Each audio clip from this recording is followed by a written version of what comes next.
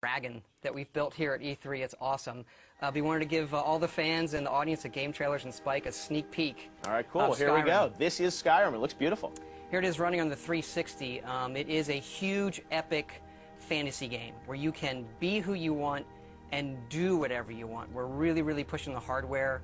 We've rewritten all the graphics, all of the gameplay this go-around, and we just want to fill a world with detail. All the little things. You can look at these plants, so micro detail, macro detail. You can walk to the top of that mountain. If you've played our stuff, you know these are huge games that are wide open for you to explore and do what you want. We have a new animation system, so you can play in third person. So some nice blending on the character. That is Dragonborn. That is. You can be whoever you want, male or female. This is the character we're showing. So a lot of people like to play in third person, so it's a real viable option this go around. Mm-hmm. You've got wildlife. You've got the world is really alive. Really, really alive. That's what we push for. And it's you are who you play. The right trigger does your right hand. The left trigger does your left hand. And so, as opposed to picking a character, you just be who you want, do what you want. So now I'm kind of being a battle mage, where the left trigger is casting this healing spell, and I can put that in any hand if I want. So right trigger, and then left trigger. Dual wield spells, and you power up. What's cool is if you pull both triggers at the same time, you get a more powerful version of that spell. Now we're headed up high up into the mountains where it gets snowy to this Nordic ruin. This is one of our over 150 dungeons that we have in the game, and the ancient Nords used to worship dragons. So here we are inside the dungeon with our bow. We do have a lot of cool stealth gameplay as well. So we really want to pay off on all of those different styles of gameplay, whether it's stealth, melee, magic.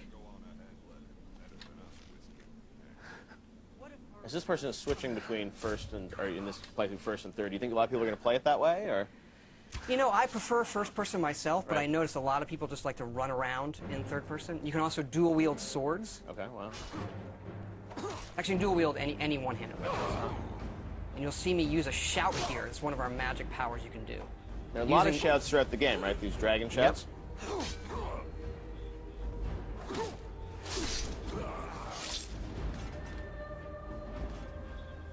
And up here we're seeing the undead, the Draugr, who live in this Nordic ruin. Using a flame spell in my left hand, sword in my right. And then another shout power. And how do you gain these shout powers throughout the game? You'll see some of that coming up, actually. But you learn the words, and then you have to unlock the ability to use them. So you learn these words of power in the dragon language. And the dragons in the game are a big feature, and when they're doing things, they're using the words as well. Okay. There are staves you can use to light areas of dungeons on our way out of this dungeon. Wow. We use water as a nice feature to guide you out sometimes as well. They have a new sort of story system in this too, right? A Radiant story system? Radiant story that guides all of our quests to make it, since it is a big open game, to give us some more control over the experience you're going to have and make it more dynamic. Wow. Here we're out in the tundra, which is this wide open grasslands in the middle of Skyrim. Oh God, this is a brand new engine, right? Yep, the creation engine that we built just for this game.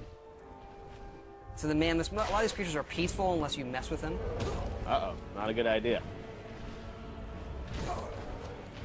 And you can also breathe fire like the dragons.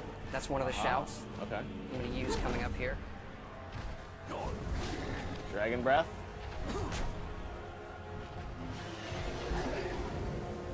Aha. And dragons can attack anything. They're dynamic creatures. We don't script them. So when we're playing the game, we don't know what they're going to do often. They are these big boss fights that are dynamic and interesting in ways that we've never experienced in a game before. Now, I read a rumor online this week that the game is over 300 hours, or you can spend at least 300 hours in the game. There is at least 300 hours in it. We kind of have stopped counting. There was so much stuff in this game. Oh, here's a battle with a non-friendly dragon. Kind of getting some help from the guards of this tower here. And then when they die, you absorb their souls, and this allows you to unlock words of power, shouts that you've learned, and power them up. And then we also have fights in the game in times where there are multiple dragons. So here comes another one up there, a frost dragon. They're even more powerful than the dragon that I just defeated with the help of the guards. And what's cool about this game is, dragons are not just going to come into the, the final 10% of the game. I mean, you're going to see them throughout the game, right? They are creatures like any other, and you see them not from the initial get-go, but you see them throughout the game, yes. I was reading your character sort of starts this game. You're on your way to your execution. Is that true? You are being led to your execution. This is another shout there, Storm Call. So this calls a storm that brings lightning down to defeat your enemies. One of the more powerful shouts.